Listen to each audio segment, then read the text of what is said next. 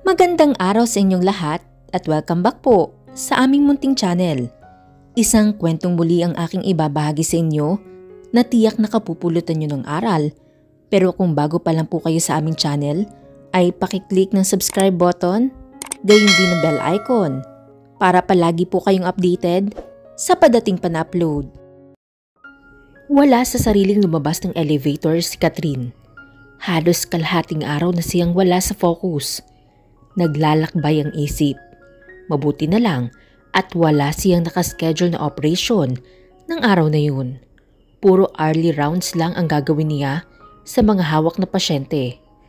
Magandang tanghali, doktora. Bati ng nurse na nakasalubong niya. Matipid siyang ngumiti. Magandang umaga din, Casey. Siya si Catherine Allison. 29 na taong gulang. Kabilang siya sa mayamang angkan ng mga Allison na nasa pagninegosyo. Subalit bata pa lang ay gusto na niyang maging doktor. Hindi na niya matandaan kung paano nagsimula at kung ano ang nag-impluwensya sa kanya para gustuhin na maging doktor. Isa lang ang malinaw sa kanya. Ang puso at isip niya ay laan para sa medisina. Kaya na magkolehiyo siya ay walang pagdadalawang isip na kumuha siya ng kursong medisina.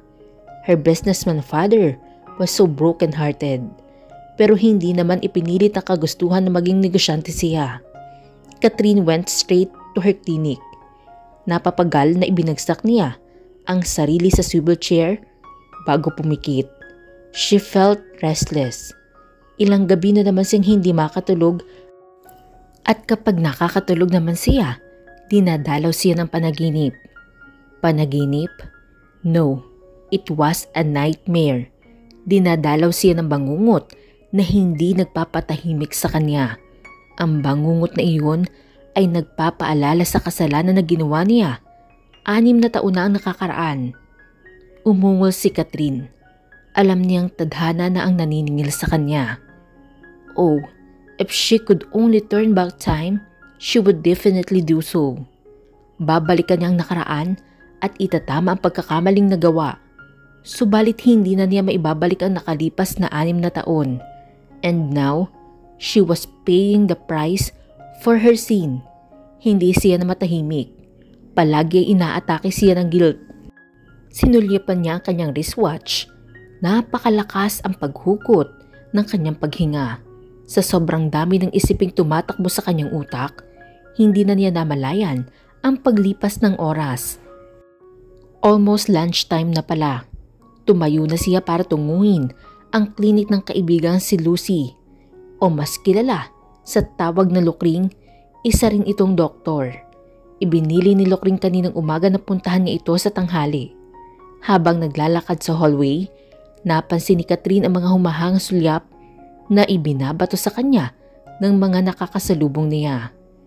Oh, matagal na siyang nasanay sa ganoong atensyon. Why? She was gorgeous. Bukod sa natural grace at poise na dulot ng pagiging mayaman, maganda talaga siya. Matangkad, maputi, at nagtataglay ng prominenteng facial features. Para siya magnet na humihigop ng atensyon mula sa kalalakihan. Nag-warning knock muna si Catherine bago binuksan ang pinto ng klinik ng kaibigang doktor. Lukring? Saglit na nag-angat ng tingin si Lukring nang makita siyang pumasok sa klinik. Pagkatapos ay agad ding bumalik sa pagkakayuko. Mukhang may binabasa sa ilalim ng desk. Marahil ay ang cellphone. Tuloy-tuloy siyang pumasok. Bago siya tuluyang naupo sa visitor's chair, ay nahagip ng paningin niya kung ano ang pinagkakaabalahan ni Lukring. Hindi cellphone ang hawak kundi libro. And Lukring was totally engrossed in it. Dumaan ang ilang minuto na hindi siya pinapansin ng kaibigan. Tumaas ang isang kilay niya. Hoy! Shh! Ani ni Lukring na itinaas pa ang isang kamay para patahimikin siya. Abala pa rin sa pagbabasa at panay ang lunok. Tumayo si Catherine. Ano ba yan ha?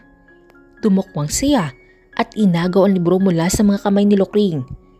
Catherine! Hindi niya pinansin ng kaibigan. Sa halip ay pinasadahan niya ng basa ang nakabukas na pahina ng libro. Itinigil niya ang pagbabasa pagkatapos ay pinagtaasan ng kilay si Lokring. Nagbabasa ka nito? Obviously, nakangisi nitong tugon. Natawa siya. She was not naive. Bukas ang pag-iisip niya para sa mga ganoong babasahin. Isa pa, sa Amerika siya nag-aral kaya malawak ang pangunawa niya sa mga ganoong bagay. So, I heard na naaprubahan na ang application mo para sa iyong leave. Pag-iiba ni Lokring ng usapan. Tumango si Catherine. Dahil sa pinagdaraanan, ipinasya niya mag-leave muna. Mahirap na at baka makagawa pa siya ng kapalpakan sa mga pasyente niya. Yup, it is effective immediately. Sa susunod na linggo ay pwedeng hindi na ako pumasok. Akala ko ba effective immediately? Sana bukas na agad para naman masolo ko na ang mga papa dito. Hindi nila ako mapansin kapag narito ka, Catherine. Natawa siya. Ang OA mo. You are exaggerated things. Oh, come on. Alam mong hindi ako na-exaggerate. Tumayo na si Lokring. At dahil dyan, libre mo na ako ng lunch. Nangingiting napapailing na lang siya. Nang matapos ang duty ni Catherine, ay hindi muna siya dumiretso ng uwi. Nagtungo siya sa Makati, sa opisina ng kaibigang si Anthony Marquez. Dahil maluwag ang kalsada, ay agad siyang nakarating doon. She greeted Anthony's secretary. Hi! Busy ba si Anthony? Sanay na sa kanya ang tauhan ni Anthony dahil madalas siyang nagtutungo roon. Hello po, Doc. My boss isn't busy. Thanks. Pumasok siya sa opisina ni Anthony. Naabutan niyang kaibigan na nagbabasa ng kung anong papeles. Ni hindi nag-angat na mukha para tingnan kung sino ang pumasok. Anthony! Pagkuha niya ng atensyon ng binata. Nag-angat na ito ng tingin. He acknowledged her presence by nodding slightly. Kat! Casual nitong bati. Her heart ached. Nabigo na naman siya na makita ang ngiti ni Anthony Marquez. Ang ngiti na pinakaasam-asam niya makita sa loob ng 6 na taon. What do you expect, Catherine? Hindi ba at ikaw ang dahilan niyan? Ikaw ang nag-alis ng ngiti sa labi ni Anthony? Ikaw ang nagbura ng kislap ng buhay at sigla sa mga mata niya. Ikaw ang dahilan kung bakit siya nagbago. You rob him of his happiness, Catherine. Huwag mong kalilimutan yun. Sumbat ng kanyang konsensya. Nag-init ang mga mata niya. Unti-unting naipon ang mga luha. 6 na taon na nakakaraan na maganap ang bagay na nagpabago sa buhay niya at ni Anthony. Si Anthony ang lalaking ginawa niya ng kasalanan noon. Hindi pa man sila isinilang ni Anthony sa mundo, ay naipagkasundo na silang dalawa na ipakasal sa isa't isa. Isang kasunduan na nagmula pa sa mga lolo at lola nila. At first, ayaw niya kay Anthony. He was a playboy, for pet's sake. Oh well, gwapo ito. At sikat, kaya hindi nakapagtataka ng mga babae na ang nagkakandara pa sa paghabol dito. She was not one of them. Pero kailangan niyang pakasalan ng binata. She had to. Paano? Nasa bingit ng bankruptcy ang negosyo ng kanilang pamilya. Wala siyang nagawa dahil estudyante pa lang siya noon at nasa medisina ang puso. Ang mga Marquez lang ang nakikitang pag-asa ng ma-pride niyang ama. Ang alam niya ay walang tutol si Anthony. Pero ang playboy na lalaki ay natutong magmahal sa isang probinsyana na nagngangalang Ella. Anthony and Ella's relationship put her father's plan in jeopardy. Kaya kahit labag sa loob ni Catherine, umayon siya sa plano ng kanyang ama. Gumawa sila ng eksena para palabasing nagtaksil si Ella kay Anthony. Nagtagumpay sila. Napuot si Anthony kay Ella at naghiwalay ang dalawa. But it changed Anthony's life. Mula noon ay hindi na nakita ni Catherine na ngumiti si Anthony. Ni tunog ng tawa nito ay hindi na niya alam. He had changed so much. Maging ang pinakamamahal nitong karera at tagumpay sa larangan ng motorcycle racing ay pinakawala ng lalaki at itinuon ang buong atensyon sa negosyo. Nawala ang palangiting Anthony at pinalitan iyon ng isang seryosong Anthony.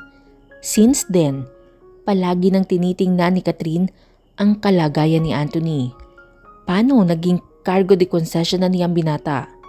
Kay Ella ay wala na siyang nabalitaan. So lately, ipinapaalala kay Catherine na mga bangungot kung paano nila sinira ang buhay ni na Anthony at Ella. She had learned to resort to alcohol. God, kung sana'y ganoon kadali ni pagtapat kay Anthony kung anong totoong nangyari. But Anthony was a changed man. Hindi siya mapapatawad ng lalaki. Isa pa, tuwing sinusubukan ng ibuka ang bibig para magtapat, nauumid lamang ang dila niya. Hanggang sa takasan na siya ng lakas ng loob na inipon. What brings you here? Tanong ni Anthony sa kanya na hindi interesadong tinig. Dahil sa pagtingin-tingin niya kay Anthony, ipinagpapalagay ng mga kaibigan niya na lihim niyang minamahal si Anthony. Na lihim siyang umaasa na isang araw ay tutuparin ng binatang kasunduan na pakasalan siya. Oh, but they were all wrong. Yes, she loved Anthony, but it was purely platonic. Kung hindi ka masyadong busy, gusto sana kitang yayain mag-dinner? Sorry, hindi ako pwede. May natanguan na akong commitment. How about tomorrow night? Walang ngiting tugon ni Anthony. He looked so intimidating. Animo manininghal anumang oras. He looked so serious. Kung hindi lang ito gwapo, sigurado magiging mabagsik ang dating ng nakatikom na bibig nito at seryoso mga mata. Malayong malayo na talaga ito sa Anthony na kilala niya 6 na taon na nakakaraan. And that was a reminder of what she had done to him. Tomorrow night then. O siya, I'll go ahead. Tumayo na si Catherine. Tumayo rin si Anthony. Hinagan siya sa pisngi bago ihatid sa pinto. Take care, okay? Kahit nagbago si Anthony ay nag-aalala pa rin ito sa kanya. Ang lalaki naging takbuhan niya kapag may problema. Kung malalaman lang nito ang ginawa niya ay baka kung ano magawa nito sa kanya. Kinabukasan, mabigat pa rin ang dibdib ni Catherine. Halos hindi na naman siya makatulog ng nagdaang gabi. Ang nagduro sa mukha ni Anthony parang multo na gumugulo sa kanyang isipan. Kailan ba siya matatahimik? Siyempre alam niya ang sagot sa tanong. Matatahimik siya kapag naitama niya na ang lahat ng kanyang pagkakamali. Kapag ngumiti na uli si Anthony. Pero paano nga ba magtapat sa isang napakalaking kasalanan? Saan ba makabibili ng sapat na tapang at lakas ng loob para magawa kong ikumpisal kay Anthony ang kasalanang nagawa ko sa kanya? Kung sana ganun lang kadali ang lahat.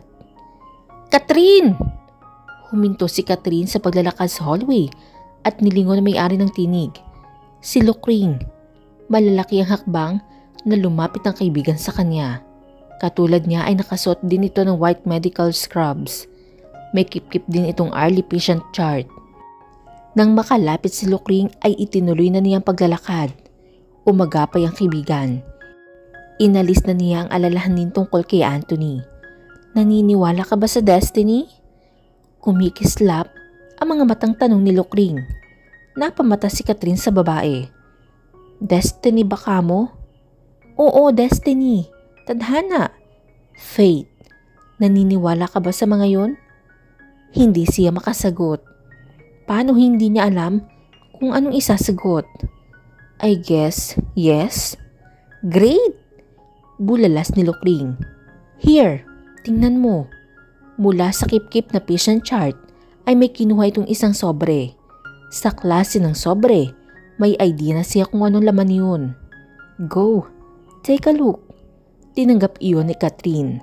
Habang binubuksan at inilalabas na laman ng sobre, ay nakatingin siya kay Lucring. Mayroong kislap ang mga mata nito na hindi niya alam kung para saan. Tinunghayan na niya ang sobre. Do you believe in destiny? In love? Then you are invited at the party of destiny. Hosted by Mr. Cupido. Party of Destiny. Usal niya. Nagtatanong ang tingin na ibinato niya kay Lucring. Ano to? I mean, yeah, Nakikita ko na imbitasyon ito para sa isang masquerade party. Pero kaninong party to? At sino itong si Mr. Cupido? Actually, hindi ko masasagot ang tanong mo. Hindi ko alam kung kanino yan galing. Kasama lang yan sa meals na nasa desk ko kaninang umaga. And since hindi ako naniniwala sa destiny, hindi ako a-attend. Ikaw, sabi mo naniniwala ka sa destiny kaya baka interesado kang umattend. Pwede mong gamitin ang invitation. Seriously? Lokring? Hindi mo alam kung sino ang may pakulo nito? Pagkatapos ipapasa mo sa akin? Parang nakakapagduda naman to. Paano kung hocus-pocus lang pala yan? At mapahamak ako doon. You know, baka ano bang tawag dun sa party na dinadrag sa mga babae? Tapos, momolestyahin. Tapos yung mga babae naman ay wala na matatandaan sa nangyari sa kanila. Minsan, nawawala ang babae. Iyon pala, nabiktima na. Sinong may matinong pag-iisip ang aaten sa ganito kung wala siyang idea sa pupuntahan niya? Isa pa, para sa'yo to, diba? Gayon pa man sa isip, ay gumitaw ang mga ball gowns at mascara. May kung ano sa imbitasyon na iyon na nakakatawag ng atensyon. Marahil ay dala iyon ng kamisteryosohan. Sino ba si Mr. Cupido na iyon? And really, ano ang party of destiny? Tumigil sila sa harap ng elevator at naghintay na bumukas iyon. Hindi ko rin alam kung bakit ko nga ba pinagkakaabalahan yan. Honestly, masyado ako nako-curious dyan. Nangyari lang na hindi ako naniniwala sa destiny. So I'm thinking na since it's about destiny, who knows, baka dyan mo matagpuan ng lalaking para sa'yo. Hey! Natatawang bulalas ni Catherine. Sino ang naghahanap ng lalaki? Definitely, not me. But you said you believe in destiny. Bumukas ang elevator. Walang laman. Pumasok sila ni Lokring, ang kaibigan ng pumindot ng floor number. Mauuna kasi ang palapag na pupuntahan nito. Well, yeah, ani ni Catherine. Pero pagdating sa love, well, ganon din. Kung talagang kayo nakatadhana para sa isa't isa, bakit kailangan mo pa siyang hanapin? If you're meant to be, magtatagpo at magtatagpo ang mga landas ninyo.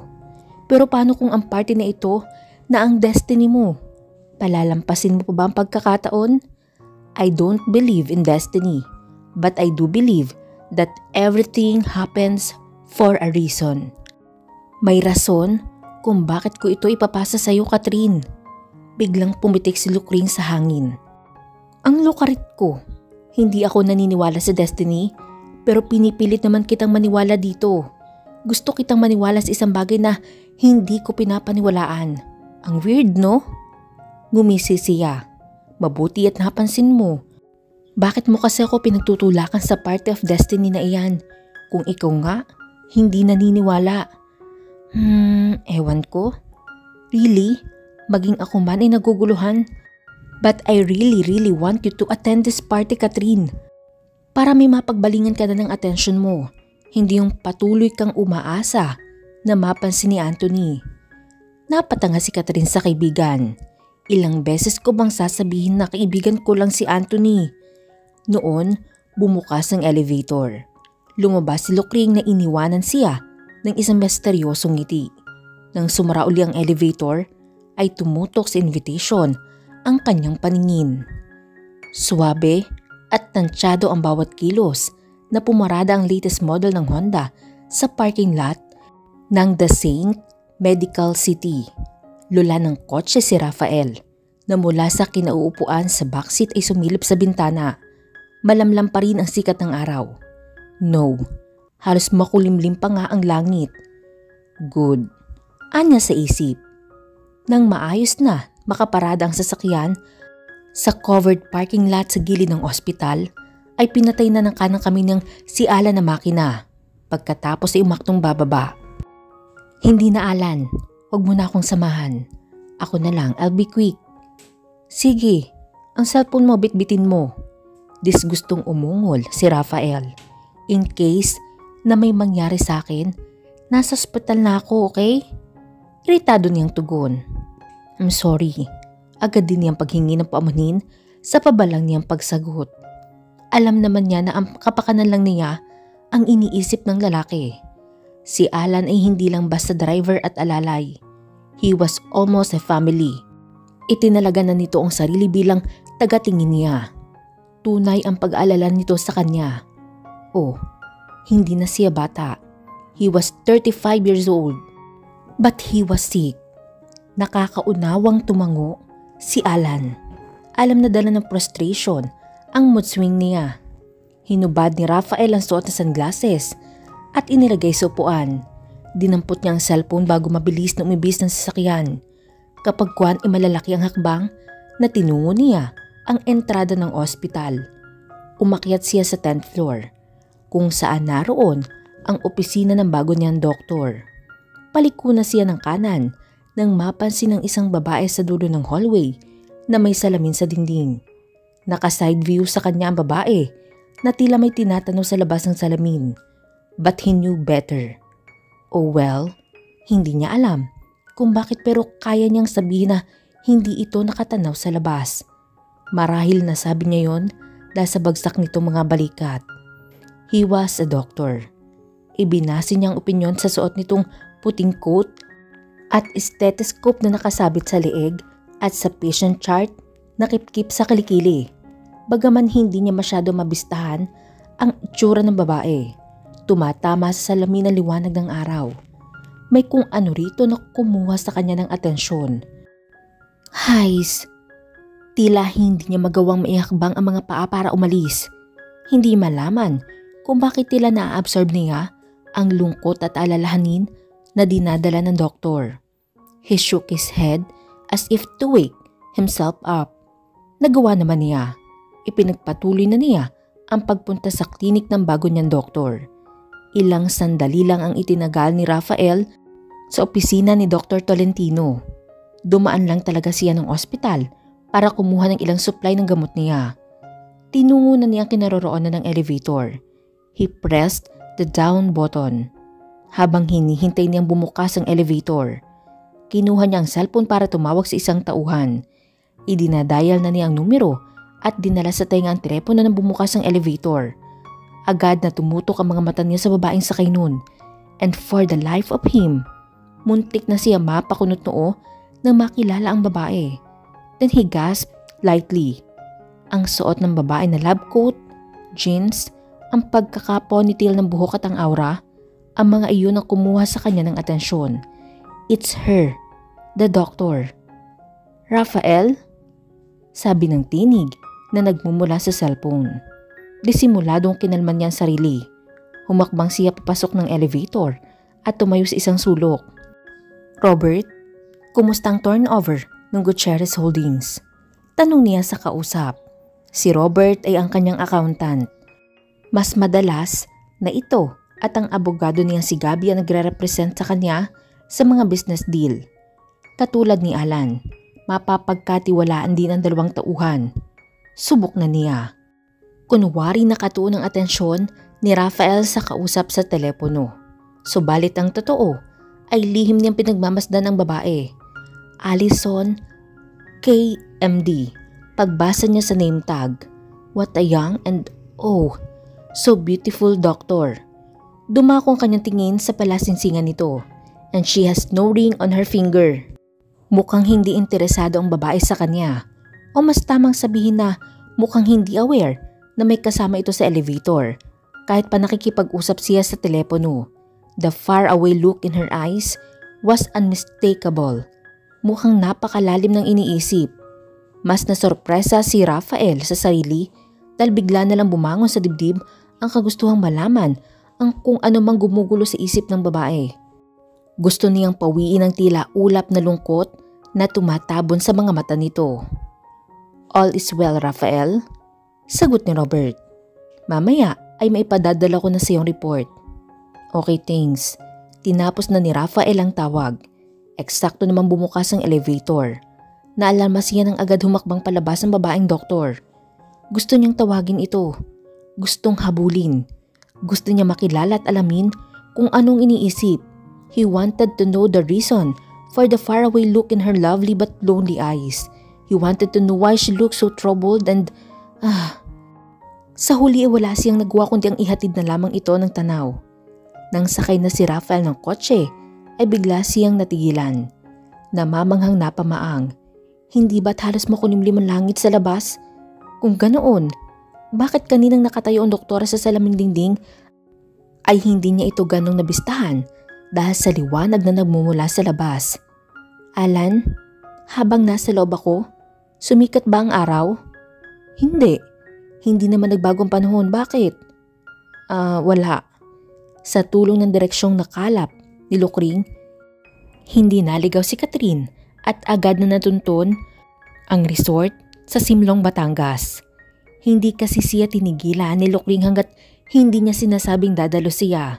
Sa huli ay napahinuhod siya ng kaibigan. Total, simula na rin naman ang leave niya sa araw na yun. Sinamahan pa nga siya ni Lukring na pumili ng damit, sapatos at maskarang gagamitin para sa pagtitipon. I think nakita ko na ang damit na babagay sa iyo, Catherine. Tili ni Lukring. Grabe, para akong mauubusan ng hininga sa sobrang excitement. Here! Ipinakita nito sa kanya ang isang long gown. Kulay peach iyon na may touch of crimson. Bagsak ang tela at naadornohan ng ilang kumikinang na batot floral embroidery. Hindi lang iyon strapless, backless din. It was one sexy dress. Halos nakinikinita na ni Catherine ang sarili sa gown. Nagustuhan niya yun. Pumitik si Lukring sa hangin. Sabi ko na nga't magugustuhan mo. Kunwari ay kinunutan niya ng noo ang kaibigan. Kapag may masamang nangyari sa akin doon, magiging cargo de konsensya mo ko, Lukring, ha? Sinabi ko kay Anthony na kapag nawala ako o ay ikaw ang responsible. Lukring smirk. At kapag may magandang nangyari sa iyo roon, inaasahan ko na magpapasalamat ka din sa akin. Balik nito. I don't know, Catherine, pero malakas talaga ang kutob ko sa masquerade party na yan. Well, let's see. Ngumisi lang si Lukring. At ngayon, heto na siya. Ang kotse niya ay nasa gate na ng resort. Nang mapansin niya na nakamaskara din ang mga gwardya sa guardhouse, ay inabot niya ang kanyang maskara at isinuot bago niya ibinaba ang salamin ng sasakyan. Magandang gabi, ma'am. Maaari po ba makita ang inyong imbitasyon para sa pagtitipong ito? Sabi ng isang gwardya. His voice was deep and husky. Mukhang may hitsura ang nasa likod ng maskarang suot. Good evening. Kinuha niyang invitation at iniabot sa guard. Bahagya siyang nakakadama ng kaba dahil heto siya. Nasa bukana na ng isang okasyong puno ng misteryo. Makakapasok na po kayo, ma'am. Maraming salamat sa inyong kooperasyon. Anang guard. Tumaas ang barikadang humaharang sa kotse niya. Thank you. Pinaandar ni Catherine papasok ang kotse. Ilang saglit lang ay namangha na ang mga mata niya sa nakikita. The name suited the place. It was really a mystical place. Maliwanag ang paligid. Maging ang dalampasigan ay nagniningning sa ilaw. There was a huge house. Kumikinang din iyon sa mga ilaw. Ang mas nakakamangha ay ang animo maze na mga trimmed na halaman sa harap ng bahay na sa mga hardin na mga kaharian niya lang makikita sa movies at magazines. It was fantastic. Sa gitna ng maze ay may napakalaking fountain na may mga neon lights effects. Hindi mabilang ang mga taong nakatayo sa labas ng bahay. Ang iba ay may mga kausap sa kung anong dahilan ay nawala ang agam-agam ni Catherine. Hindi niya alam pero nakadama siya ng excitement. Bahagya pa siyang napapitlag nang may bumusina sa likuran. Naaliw siya sa pagmamasid at hindi niya namalayang matagal nang nakatigil ang kotse niya sa daan. Itinuloy na niya ang sasakyan sa tila itinak ng parking lot sa isang bahagi ng resort. Madali iyong makita dahil sa daan na sinusundan niya. Nabanggit niya kay Anthony ang tungkol sa party. Ang sabi ni Anthony, kakalap ito ng impormasyon tungkol sa pagtitipon. Ang lalaki na rin ang nagsuhestyon na pagkatapos ng party ay doon na siya tumuloy sa rest house nito sa kalapit na bayan ng Batangas. Naroon si Lorna. ang katulong niya. Isinama niya ito sa pagpunta sa Batangas at idinaan na sa rest house bago siya tumuloy sa resort. Pababa na si Catherine ng sasakyan nang tumunog ang telepono. Si Anthony ang tumatawag. Tinanggap niya ang tawag. Anthony? Hindi ito nagsalita. Anthony? Napapikit siya. Agad na gumitaw sa balintataw niya ang miserableng mukha ng binata. Kinagat niya ang ibabang labi. Hayun na naman ang pagdagsa ng guilt sa kanyang kalooban. Maya-maya ay narinig niyang bumuntong hininga si Anthony. Nakarating ka na ba? Oo. Well, guess what? Dadalo rin pala si Rio. I think it's legit. So wag ka nang mababahala pa. Just enjoy yourself, Catherine. His voice sounded so tired. Kapatid nito si Rio na tinutukoy. Nang i-give up ni Anthony ang kasikatan sa mundo ng motorcycle racing, sinalo iyon ng kapatid na magaling din sa larangang yun. O okay, salamat. Bye. Wait! I'm still here, Anthony. Bakit? Hindi ito nagsalita. Anthony? Catherine. I think I saw someone. I used to. Never mind. Sige na. Enjoy yourself. Bumagsak ang mga balikat ni Catherine. Mukhang kailangan ni Anthony ng kausap. Hindi may pagkakaila na may problema ang lalaki. Nahihimigan niya sa boses. Ipinahihiwatig ng lalaki na may nakita na ito. Sino? Bakit naapektuhan ito ng ganoon? Hindi kaya si Cheryl? Nanlaki ang mga matang bulalas niya. Si Cheryl nga kaya nakita nito? Ang babae lang naman ang may kakayahang magdulot ng ganoong damdamin kay Anthony. Sumandal siya sa upuan at pilit na ibinabalik ang maganda niyang mood. Ganoon talaga siguro kapag may kasalanan, madaling maapektuhan. Halos nakikinikinita niya ang halo-halong emosyon sa mukha ni Anthony. Sigurado siya na naroon ng matinding pangungulila. Ang pait, ang sakit, ang pagsisisi, ang galit at higit sa lahat ang pagmamahal. Lahat ng iyon alam niyang para kay Cheryl. Guilt struck her again. God, kailangan ko ng alak. Thank you. Sabi ni Catherine sa nakamaskarang usher na nag-escort sa kanya patungo sa bukana na malaking function hall kung saan idinaraos ang kasayahan. Ang dalampasigan ay maliwanag din at maraming tao. Hindi pa rin napigilan ni Catherine ang sarili na mamangha sa nakikita. It was such a paradise. Masasabi niya na napakalaking pagtitipon niyon base sa bilang ng mga taong dumalo. Every single person wore a fabulous mask. Walang anuman, madam. Anang usher bago iminuestra ang isang lalaki na nakatayo malapit sa entrada. He must be the host. Matangkad ang lalaki. Nakasuot ng itim na kapa, puting tuxedo at syempre maskara. Sa kabila ng maskara, nasa aura nito ang pagiging makisig. Bago pa man tuluyang makalapit si Catherine sa lalaki, ay sinalubong na siya nito. Hello my dearest? Anito't inalahad ang kamay. Wow! Base sa boses, mas matanda ito kaysa sa inaakala niya. But just the same, his voice was rich and deep. Hello, you must be our host, Mr. Cupido? Ibinigay ni Catherine ang kamay sa lalaki na tinanggap naman ito. I am your Mr. Cupido indeed. Bahagya itong yumuko at dinampian ng halik ang likod ng kanyang palad. Welcome to the party of destiny. You are here because you believe in destiny. At ang lahat ng naniniwala ay ginagantipalaan. Tonight, my dear, makikilala mo ang lalaking babago sa buhay mo. Ramdam ni Catherine ang pagtaas ng balahibo sa kanyang katawan. Why do you say so? Because it is the party of destiny. Come in, please, and enjoy this once-in-a-lifetime party of destiny. Pumasok si Catherine sa function hall. Wow! Sinalubong siya ng tugtugi na sapat lamang ang lakas para magkarinigan pa rin ng mga tao nag-uusap. She saw a sea of people. Lahat ay nakasuot ng maskara. Bukod sa banayad na tugtugin na nahinuha niya na nagmumula sa orkestra na nakaset up sa isang elevated na bahagi ng silid, kaliwat kanan din ang naririnig niyang tawanan at kwentuhan. Naririnig din niya ang ilang pag-uumpugan ng mga wine glass. Hindi siya sigurado kung magkakakilala ang mga tao doon o doon lang nagkakilala.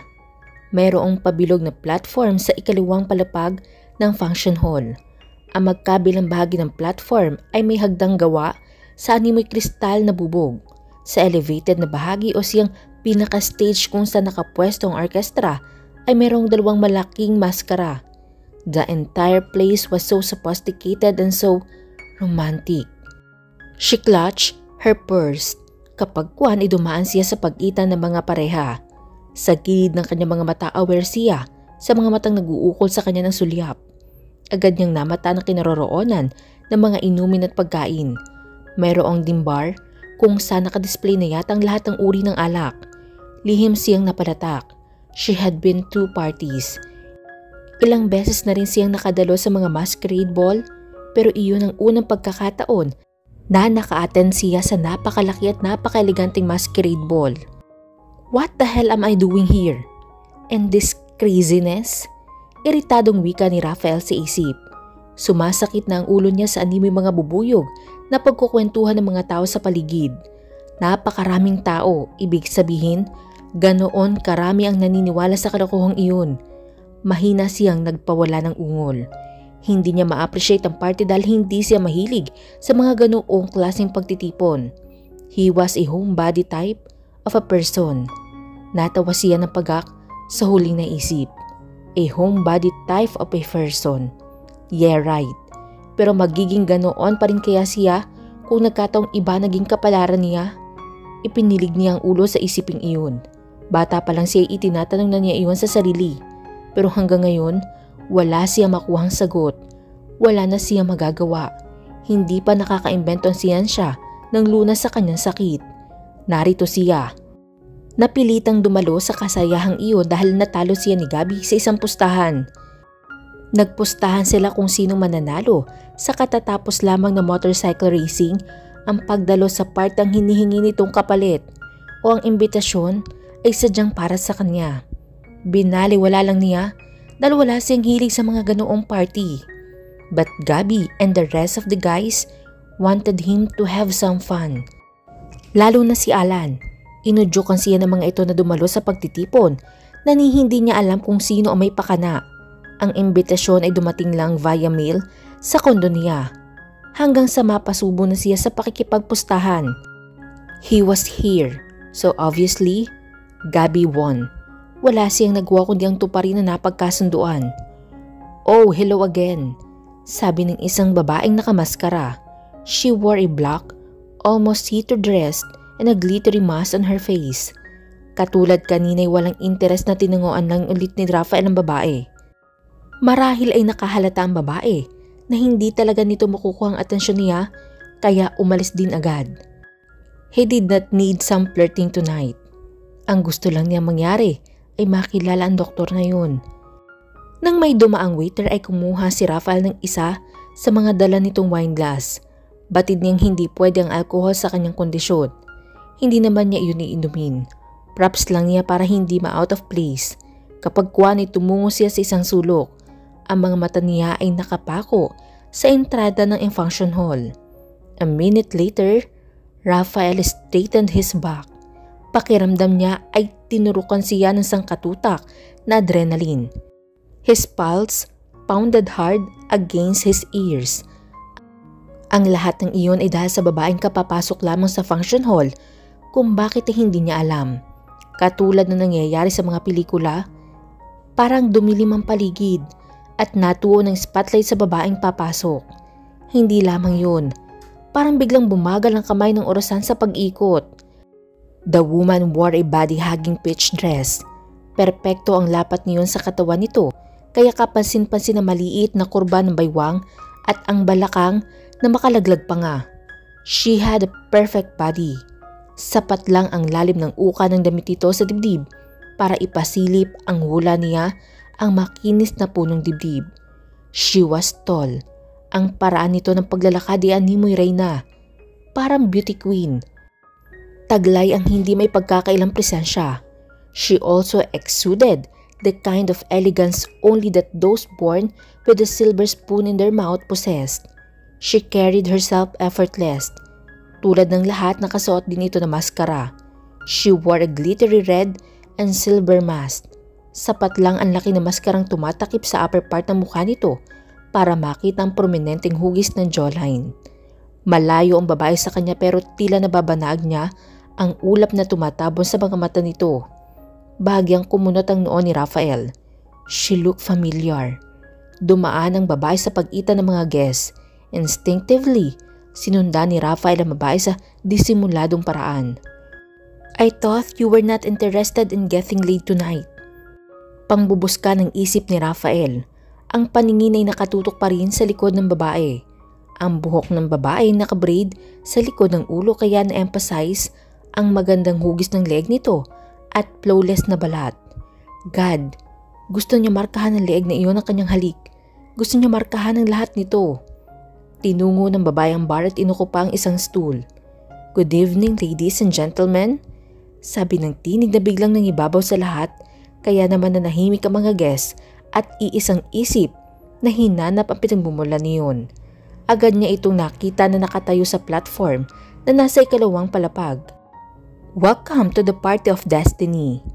Kilala niyo na siguro kung sino ako. Bahagya itong ngumiti.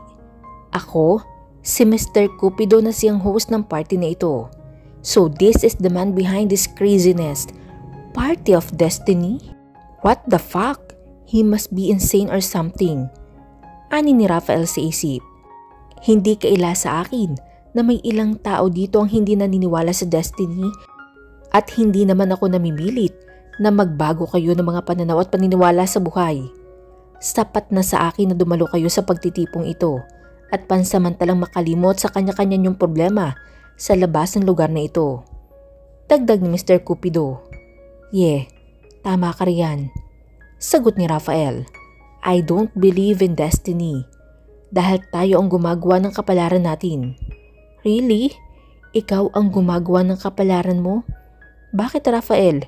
Ginusto mo ba na maging ganyan ka? Ikaw ba ang pumili ng kapalaran mo?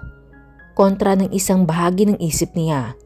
Dumiin ang pagkakahawak niya sa kopita. Hindi niya pinili na magkaroon ng ganoong sakit. Ibinigay iyon sa kanya.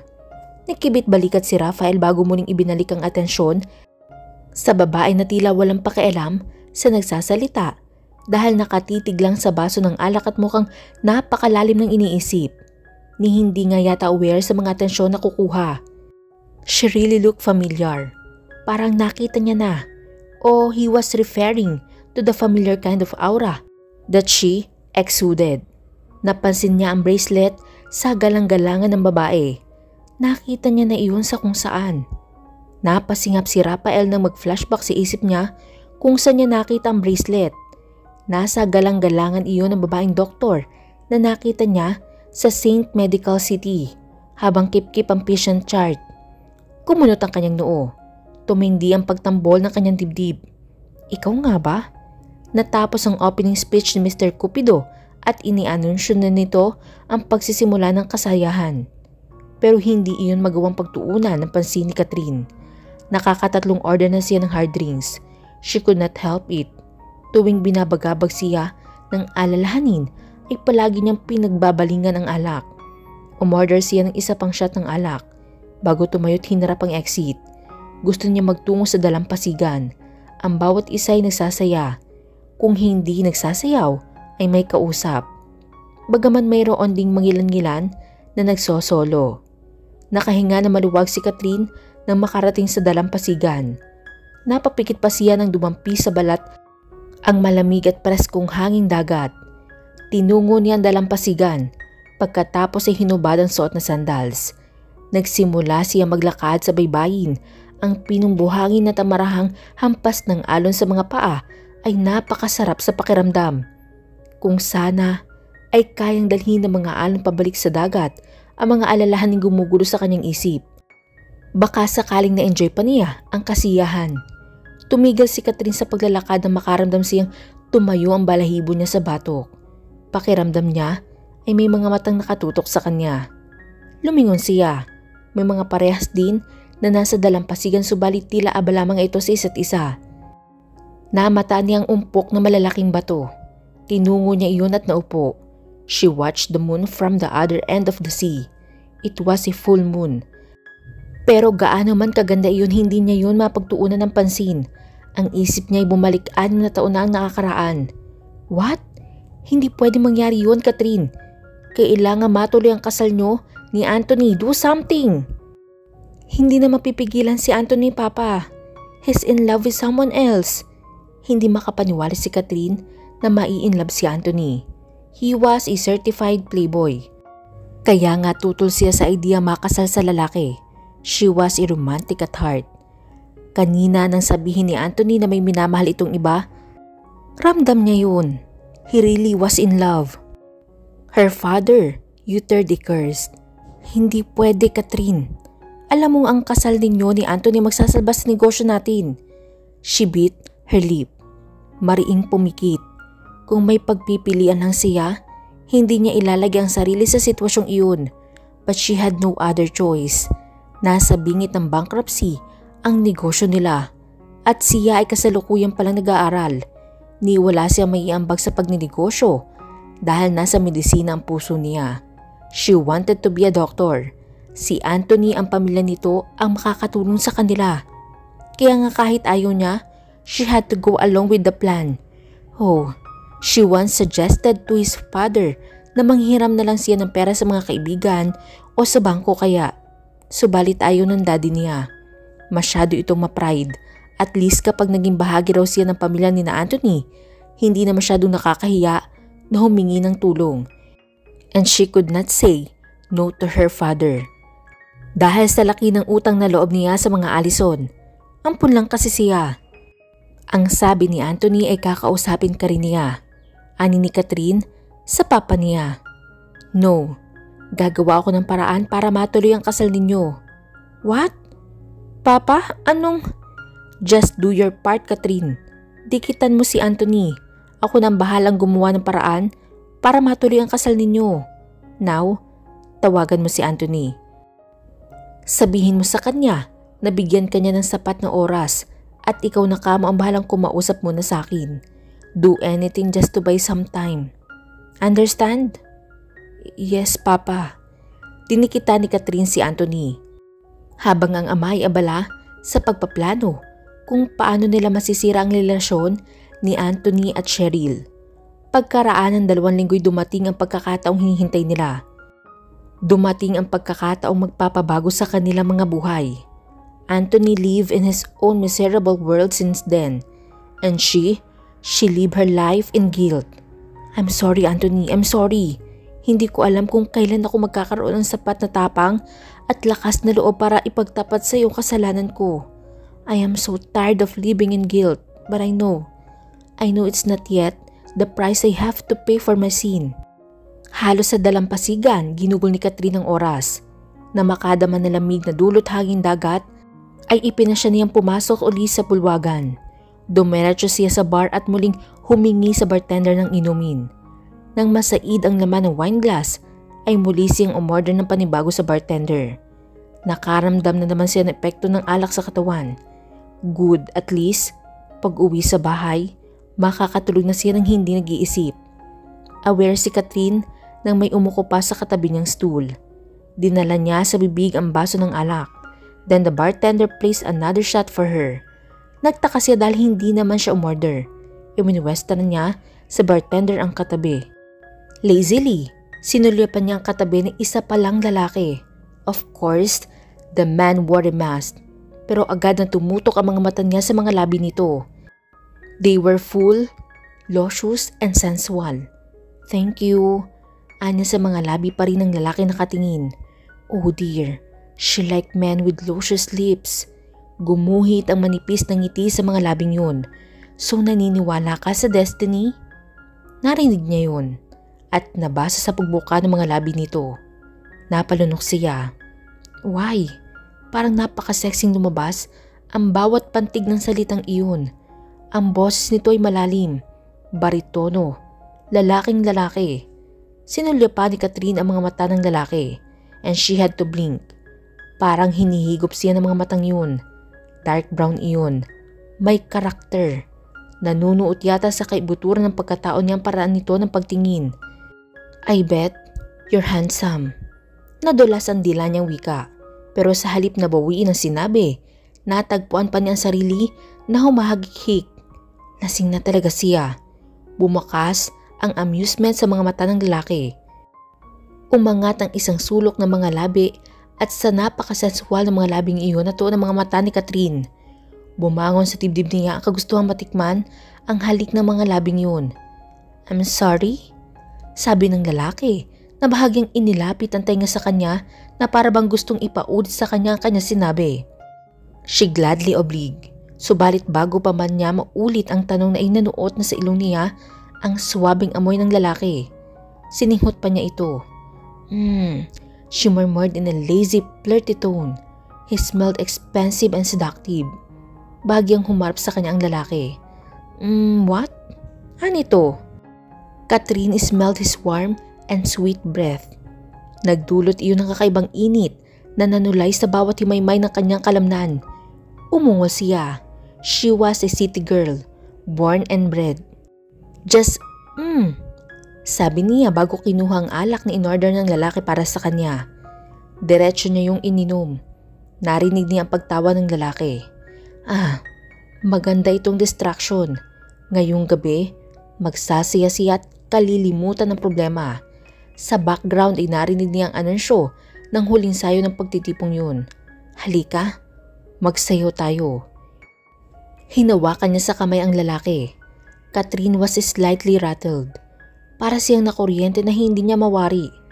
Parang biglang nawala ang kalasingan, iwinaksi niya yun sa isip.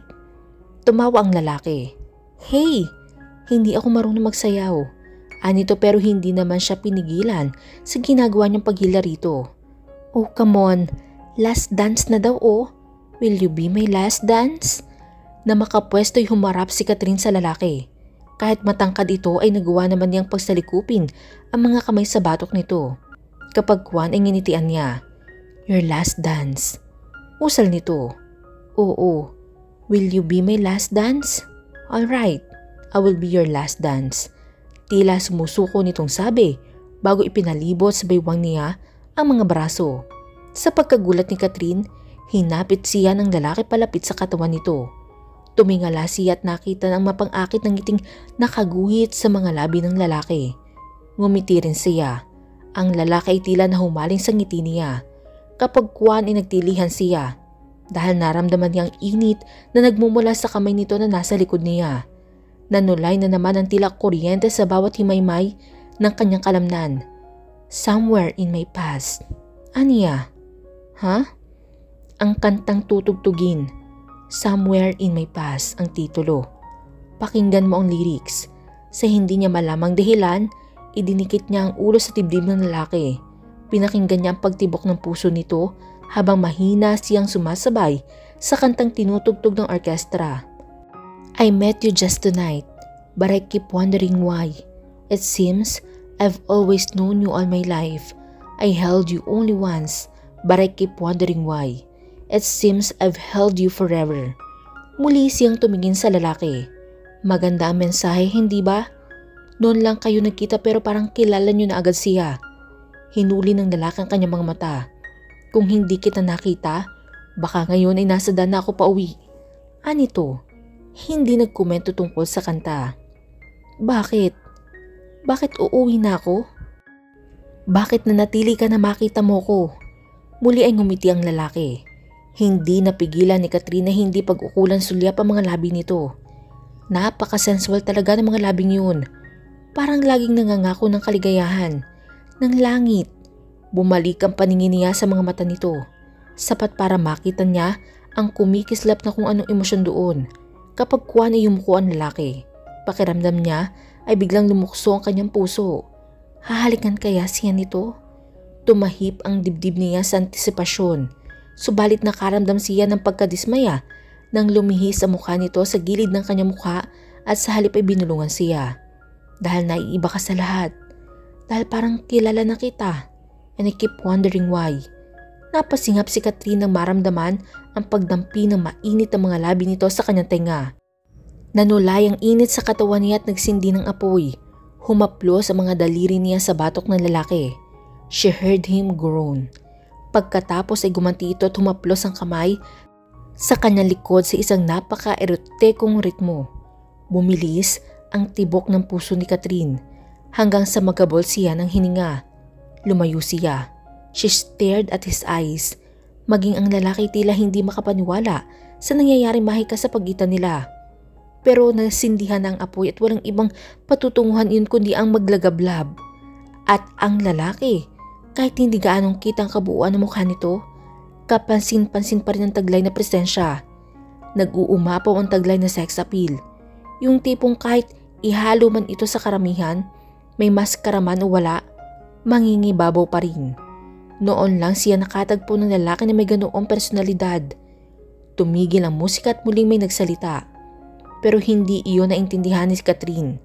Hindi rin niya napagtuunan ng pansin dahil ang buong atensyon niya ay nasa lalaki. Ganoon din ito sa kanya. Animoy pareho silang napaloob sa isang mundong kanila lamang. He was holding her in his strong arms and their eyes were connected solidly. Nang muling lumapit ang mukha ng lalaki, tumiyad si Catherine at sinalubong yun. Lumamlam ang mga ilaw. Oh, hindi siya sigurado kung lumamlam nga ba ang mga ilaw at kung bakit sa likod ng isip niya tila may nagbibilang. All she cared about was this man and the kiss that was about to happen. Ipinikit niya ang mga mata habang sinasalubong ang mga labi ng estranghero. When their lips met, she could not describe how blissful it was. Nanantya ang unang beses na paglalapat ng kanilang mga labi. They both took a moment to savor the sweetness of their lips. Pagkatapos niyon ay magkasabay uli nilang inapuhap ang mga labi ng bawat isa. They again and again, hanggang sa tila pareho silang naging mas mapaghanap. Ang halik ay lumalim, nagiging mas mainit, mas mapusok. Hindi lang basta tinatanggap ni Catherine ang halik ng lalaki. Ibinabalik at tinatapatan pa niya ang kapangahasang ipinapangahas nito. She had never tasted lips so sweet and so intoxicating like this one. Kung dulot iyon ang epekto ng alak, hindi niya alam. But she wanted more. So much more. Ang lasa ng mga labi ng lalaki ay pambihira. Nakakaadik. Parang isang napakasarap na vintage wine. Naghabol ng hininga si Catherine nang matapos ang halik. At nang bahagyang umayos ang kanyang paghinga, ay muling nagtagpo ang mga uhaw ng mga labi nila na para bang hindi pa sila kontento. "Excuse me?" sabi ni Catherine bago dali-daling lumayo sa lalaki. "Hey!" sabi ng lalaki sabay pigil sa kanyang braso. "Saan ka pupunta?" Lumunok siya. "To the ladies' room. I'll be quick." Anya bago tuluyang umalis. On her way, nadaanan niya ang waiter na may dalang tray ng baso ng wine. Tumigil siya at kumuha ng isang baso. Nilagok niya ang alak bago nagbitbit pa ng isa. Hindi niya alam kung saan siya patungo pero kailangan niya makalayo sa lalaki. Nakatagpo siya sa isang sulok ng malayo sa kasiyahan. Naupo siya sa lapag. Salamin ang dingding kaya nakikita pa rin niya ang dalampasigan. Ang isip niya ay okupado na ng lalaki. What was that? Kusang umangat ang kamay niya at natagpuan ang sarili na hinahaplos sa kanyang mga labi. Noon lamang siya nakaranas ng ganoong klase ng halik. Hindi ang paraan ng paghalik kundi ang lasa niyon at ang epekto sa kanya. It was so goddamn sweet. They had created fire within their bodies. Ano ba ang meron sa lalaking yun? Dahil kung hindi niya mapanghawakan na natitirang katinoang isip, baka naialok na niya ang sarili sa lalaki. Fireworks. Sambit ni Catherine na makarinig ng putukan sa langit at makita ang refleksyon niyon sa dagat. Napakaganda. Nakakamangha ang bawat hugis at bawat kulay na nagbibigay liwanag sa kalangitan. Fireworks. Muli niyang usal pero patungkol na iyon sa epekto sa kanya ng halik ng lalaki. Oh dear, ang totoo ay ayaw niyang iwan ng estranghero. Gusto niyang tuklasin kung mapapaso siya sa init na dala nito o tuluyang madadarang at magliliyab. Oh well, base sa reaksyon ng katawan niya, sa palagi niya ay hindi malayo na tuluyan siyang magliyab. Subalit alam niyang kailangan na niyang umalis doon. bago pa siya mapasubo sa tukso. Isa siyang doktor at inaalagaan niya ang kanyang reputasyon at dignidad. Isa pa noon lamang nangyari na uminom siya sa isang public place. Tuwi na ay sa bahay siya umiinom. Ininom ni Catherine ang alak na binitbit. Kapag kuwan ay isinandalang ulo sa dingding. She closed her eyes. Gumitaw sa balintataw niya ang misteryosong mata ng lalaki. Pati ang sensual nitong mga labi. Rafael was becoming impatient. 30 minuto na nakakalipas pero hindi pa rin niya natatagpuan ang babae. Napuntahan na niya na ang ladies room at nakausap ang babaeng nagmiminti na ng kalinisan niyon. Ayon dito, walang babae may kasuotan na dinescribe niya ang nagtungo roon. Nasa kanya ang purse ng babae. Nabalikan niya iyon sa bar kanina habang hinihintay ang pagbalik nito. Ilang malulutong na mura na ang napakawalan niya. Tinakot ba niya ang babae? Kaya tinakbuhan siya?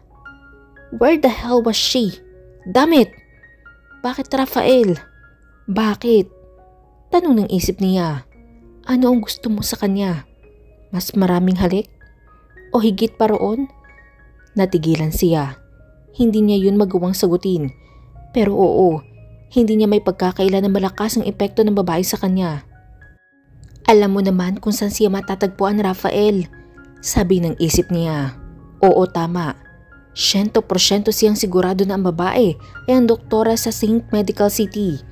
Bumuga siya ng hangin. This was going nowhere. It was time to go home. Paliko na si Rafael sa isang hallway na matigilan. Sa isang sulok ay may nasilip siyang paa. Tumahip ang kanyang dibdib. Hayun na naman ang pakiramdam na parang kilala niya may-ari noon. Malalaki ang hakbang na tinungo niyang sulok. Napahinga siya ng malalim na makumpirmang ito na nga ang hinahanap niya. Base sa pagkakabagsak ng mga balikat at ulo ng babae, mukhang nakatulog na ito. He knelt down on one knee. Nakumpirma niyang tulog na ang babae. Napailing siya. Kapag kuwan ay itinaas ang kamay. Hindi niya napigilan ang sarili na haplusin ang nakahantad na bahagi ng pisngin nito. Napapikit siya. Parang may mapagpalang kamay na humahaplos sa kanyang puso. He felt the warmth. Nagmulat si Daniel. Ikiniling ng dalaga ang pisngi bago ikiniskis iyon sa palad niya. He stared at her. Anong meron sa'yo? Bakit mula na makita kita parang parte ka na ng buhay ko? Bakit? Pinalis niya ang mga katanungang gumugulo sa isip. Bumuntong hininga siya. Hey, Anya? Baby? Maging siya nagulat sa itinawag sa babae. Noon lang siya gumamit ng endearment sa isang babae. Ang mga babaeng pumupuno sa mga sensual na pangangailangan niya ay halos hindi niya matandaan ang mga pangalan. Nagmulat ng mga mata ang babae. Mga matang tila puno ng mga alalahanin. Iuwi na kita, alright? Talaga, Daniel? Nakakagulat. Yan ang unang pagkakataon na aakto ka ng ganyan sa isang babae. Sabi ng isang bahagi ng isip niya. Totoo yun. He had never cared. Pero ang babaeng ito, napakarami nitong binubuhay sa emosyon sa kanyang dibdib. Oh hell. Hindi niya itatanggi na gustong gusto pa rin niya itong angkinin. Pero hindi lamang iyon ang gusto niya mangyari. Ilang saglit lang na tinitigan ng babae si Rafael. Kapag kuwan ni umangat ang kamay nito at hinaplos sa mukha niya. Prince Charming. He chuckled. Lasing na talaga ito. I don't think I am Prince Charming. But you are. I'm sure you are. Anito na inaantok at lasing na boses. Sabihin mo sa akin iyan kapag nakilala mo na ako ng lubusan. By then, baka nga maniwala ako na pwede ako maging Prince Charming. Others call me a freak, you know? Ihatid na kita, okay? Tumango ang babae. Binuhat ni Rafael ang babae. Nagulat siya nang bigla nitong ipinulupot ang mga braso sa kanyang leeg. Sa loob ng ilang sandali ay naghina ang mga mata nila. Binigyan siya ng babae ng ngiti bago isinubsob ang mukha sa kanyang dibdib. Habang palabas, hindi na niya pinansin ang mga sulyap na nakukuha nila. His strides were long and determined. You will soon believe in destiny, young man. Sabi ng tinig na nagpatigil sa paglalakad niya. Every journey leaves an impact on you and everyone you meet along the way. Nilingon ni Rafael na nagsalita. Nakita niya ang lalaking nakaputing tuksido na may kapa. Ang lalaking nagpakilalang si Mr. Cupido. Tumuon ang mga mata nito sa dalagang karga niya. May dahilan kung bakit ang mga landas ng dalawang tao ay nagtatagpo. Hindi lamang sila basta't inadhana. They met because they can give each other something nobody else can. Sa huli, malalaman mo kung ano ang something na yun. Destiny is made only for the hopeless romantic. Pakli niya. Let us see, young man. Let us see. Tuloy-tuloy nang lumabas ng pagtitipon si Rafael kargang babae. Narating niya ang parking lot. Rafael! Pagsalubong sa kanya ni Alan. Nasa mukha nito ang kalituhan. Sino yan? Iniabot niya rito ang purse ng babae. Open it. Tingnan mo kung may car key. Ginawa naman ni Alan ang iniutos niya. Meron. Good, hanapin mo ang kotseng ginagamitan yan. Imaneho mo at sundan mo ko. Ibigay mo sa akin ang susi ng ating sasakyan. Let's bring this princess, this woman home. Saglit siyang tinitigaan ni Alan. Kapagkuhan ay agad na tumango. Tumalilis ang lalaki at pinindot ang alarm na susi ng sasakyan ng babae. Kung within range ang kotse kaparehan niyon, tutunog yun at magbibigay ng warning lights. Inilulan na ni Rafael ang babae sa sasakyan niya at ikinabit ang seatbelt. Princess. Paggising niya kasabay ng bagyang tapik ng balikat nito. Princess. Saan kita ihahatid? To his delight. Paungol na ibinigay ng babae ang address. Mukhang natagpuan din agad ni Alan ang sasakyan dahil may bumubusina na sa kanya. Tinawagan niya ang lalaki at tinanong kung alam nito ang address na ibinigay ng babae. Hindi kasi siya pamilyar. Oo, sa kabilang bayan lang yan. Sagot ni Alan. Good, lead the way. Susundan na lang kita. Ani at sinundan si Alan palabas ng exit gate. Muli po, sabay-sabay po nating abangan ang susunod na kabanata. Maraming salamat po.